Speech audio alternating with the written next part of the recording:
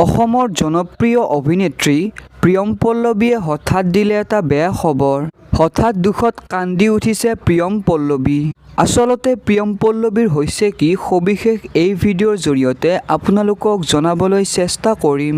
তাৰ আগতে আপোনালোকে যদি প্ৰিয়ম পল্লৱীক ভাল পায় তেনেহ'লে প্লিজ চেনেলটো ছাবস্ক্ৰাইব কৰাৰ লগতে ভিডিঅ'টিত লাইক এটা কৰি দিব।